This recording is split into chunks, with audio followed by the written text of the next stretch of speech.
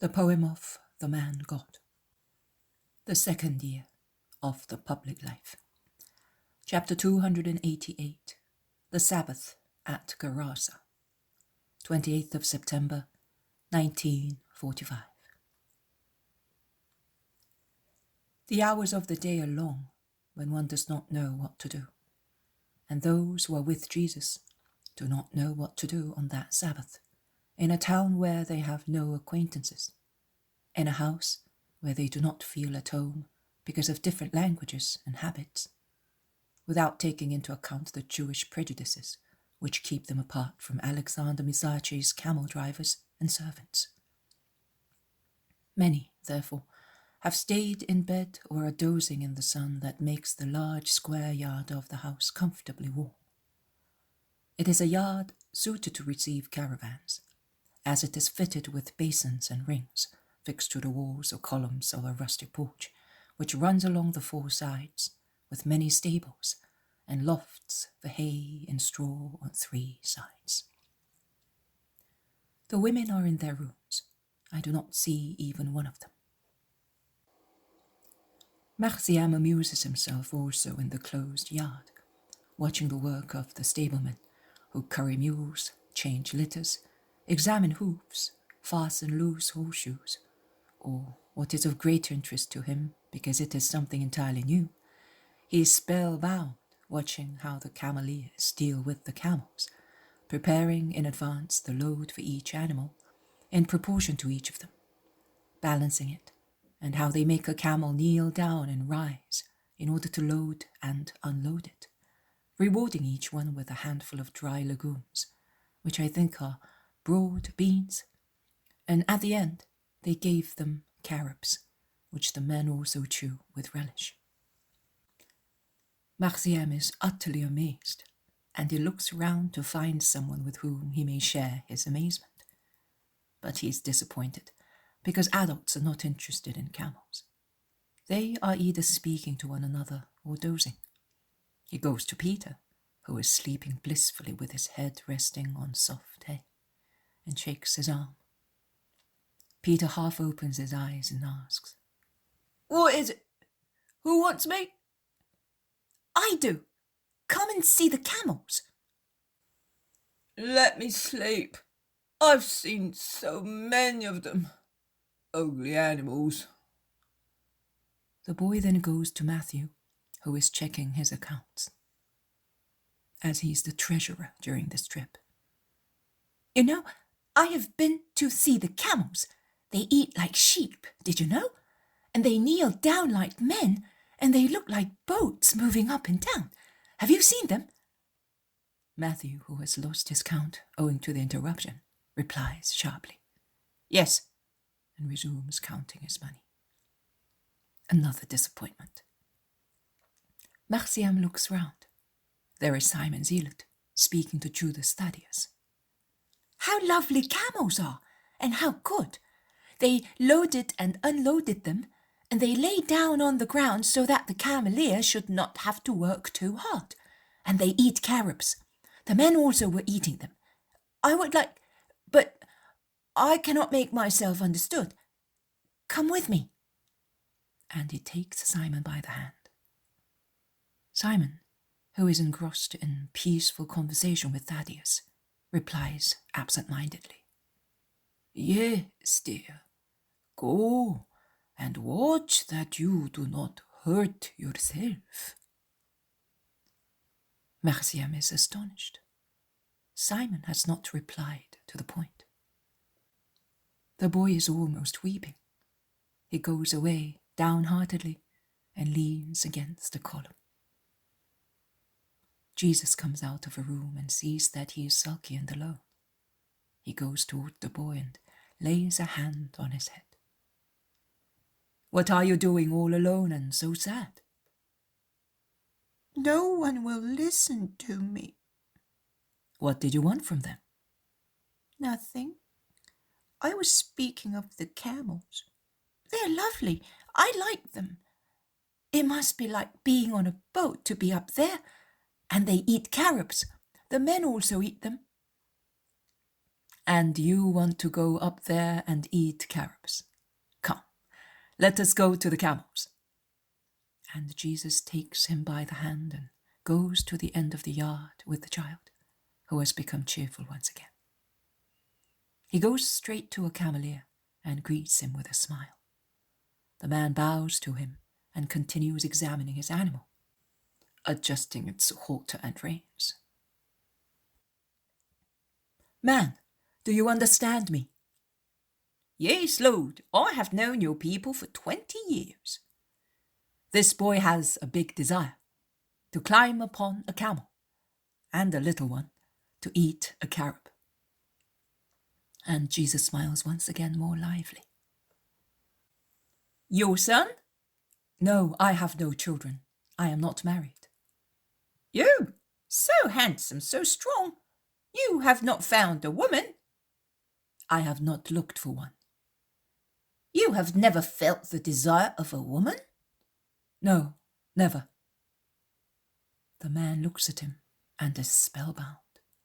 He then says, I have 9 children at Ishilo. I go, 1 son.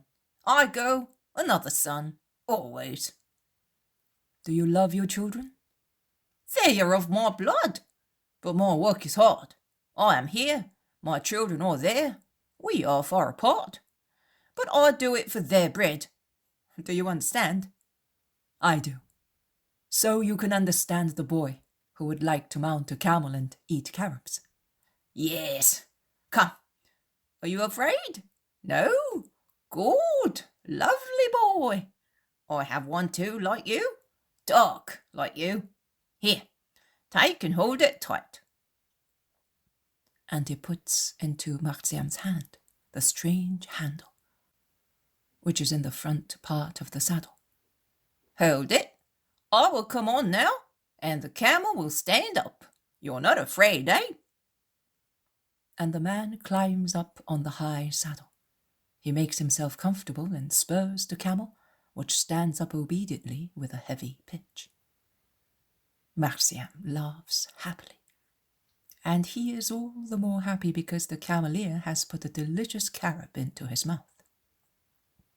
The camel ambles along the yard, then the driver puts it into a trot. Finally, seeing that Marziam is not afraid, he shouts something to one of his companions, who opens the very wide door at the rear of the yard, and the cameleer disappears with his load in the green country. Jesus goes back towards the house and enters a large room where the women are.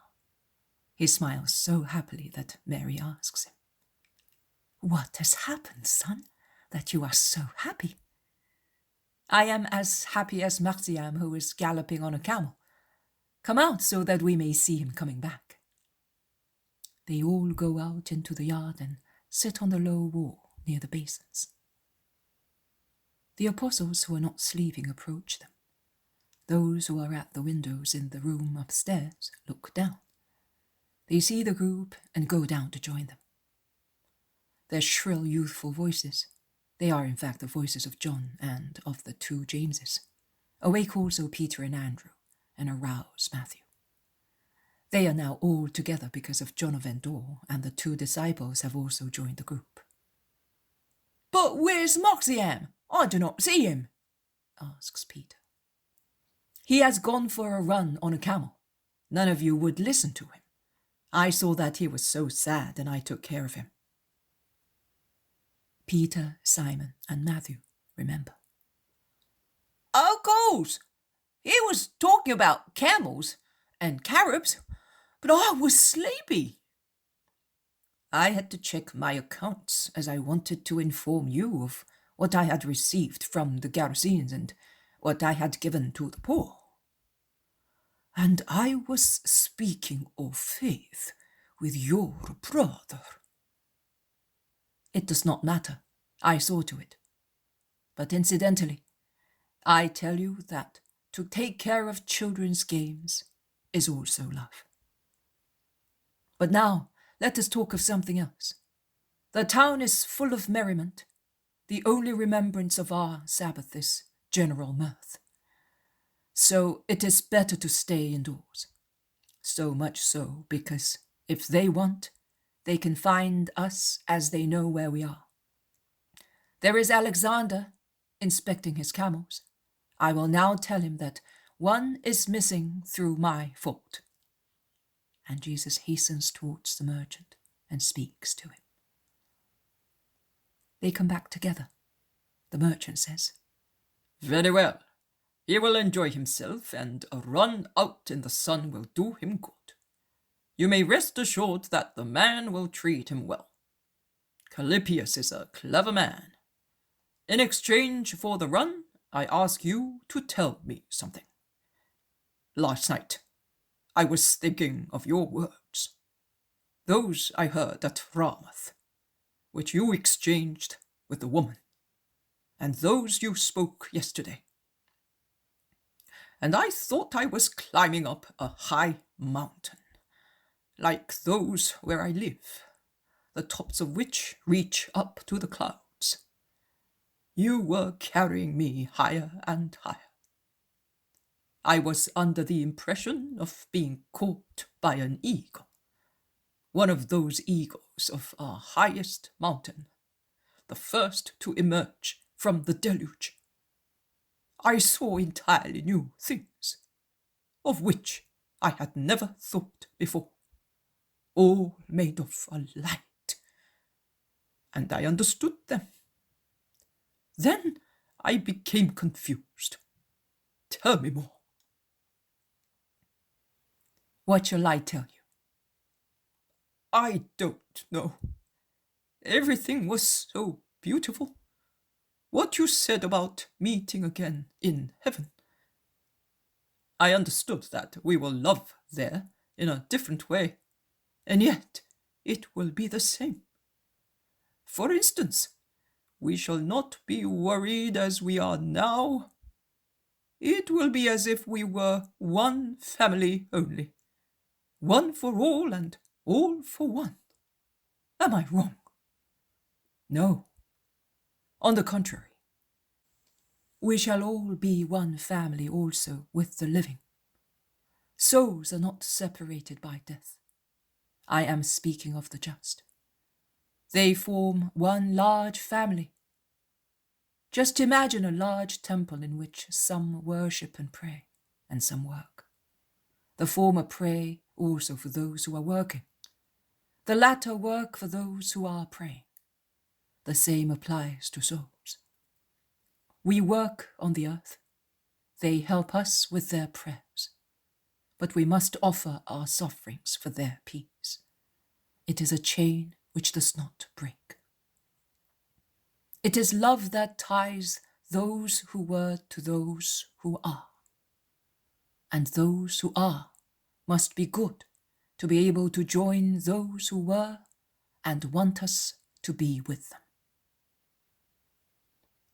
Syntyche makes an involuntary gesture, which she soon checks. But Jesus notices it and invites her to come out of her habitual self-restraint. I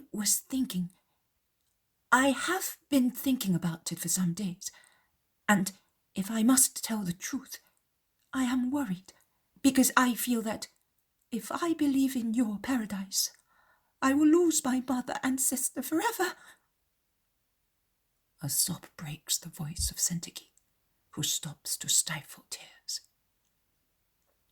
What thought worries you so much? I now believe in you. I can only think of my mother as a heathen. She was good, oh, very good, and my sisters too. Little Ishmini was the best daughter there ever on the earth, but they were heathens. Now, when I was like them, I thought of Hades, and I used to say, we will meet there again. Now, Hades no longer exists. There is your paradise, the kingdom of heaven, for those who have served the true God in justice. And what about those poor souls? It is no fault of theirs if they were born in Greece. None of the priests in Israel ever came to say, our God is the true God.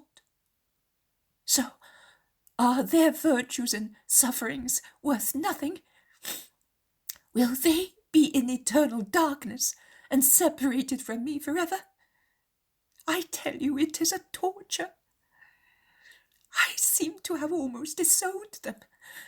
Forgive me, my lord, I am weeping. And she falls on her knees, weeping disconsolately. Alexander Missace says, There you are. I was also wondering whether, if I become a just man, I will ever find my mother, father, my brothers and friends. Jesus lays his fingers on Syntyche's brown-haired head and says, One is at fault when one knows the truth but persists in error. Not when one is convinced of being in the truth. And no voice has ever come to say, the truth is what I am bringing you. Forsake your chimeras for this true God, and you will gain heaven. God is just. Can you believe that he will not reward virtue, which was perfected all by itself in the corruption of the heathen world? Do not worry, my daughter. What about the original sin? And their nefarious cult? And more objections would come from the Israelites to grieve Syntyche's already desolate soul, if Jesus, with a gesture, did not impose silence. He says, The original sin is common to everybody, whether one is from Israel or not. It is not a peculiarity of heathens. The pagan cult will be sinful after the law of Christ has been spread throughout the world. Virtue will always be virtue in the eyes of God. And in virtue of my union with the Father, I say, and I say this in his name, translating his most holy thought into words, that the ways of God's merciful power are manifold, and they are so intent on giving joy to virtuous people that they will remove barriers between souls, and peace will be given to those who deserve peace. Not only, but I say that in future, those who follow the religion of their ancestors with justice and holiness, convinced of being in the truth, will not be disliked and punished by God.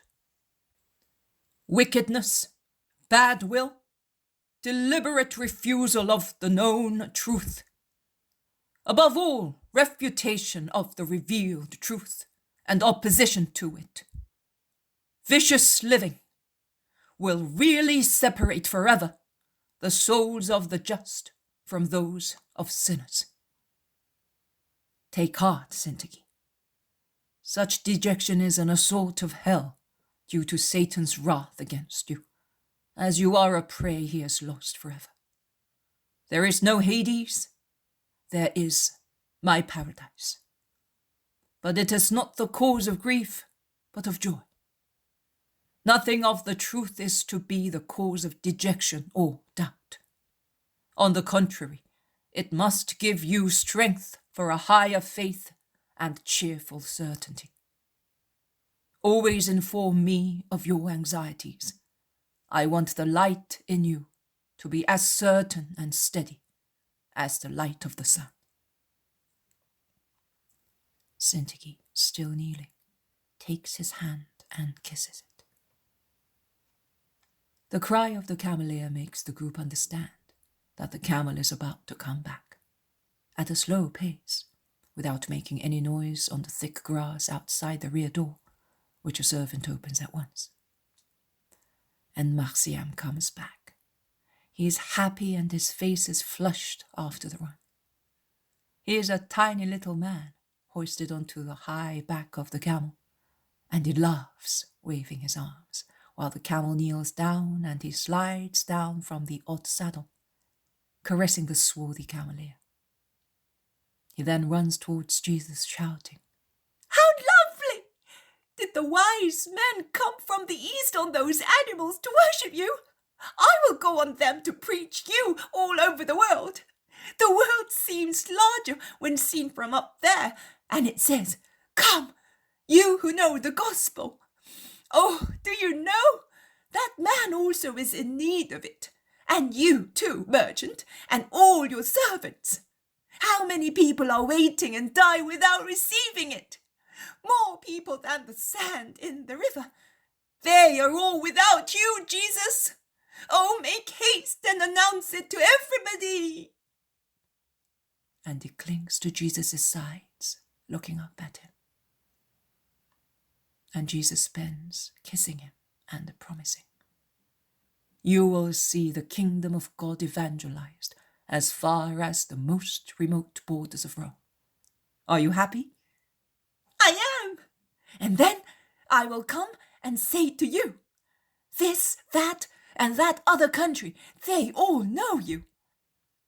I will then know the names of those remote countries, and what will you say to me?" I will say, 'Come, little Marcien, have a crown for every country in which you have preached me, and then come here beside me, as on that day at Gerasa, and rest after all your work, because you have been a faithful servant, and it is right that you should be happy in my kingdom.'"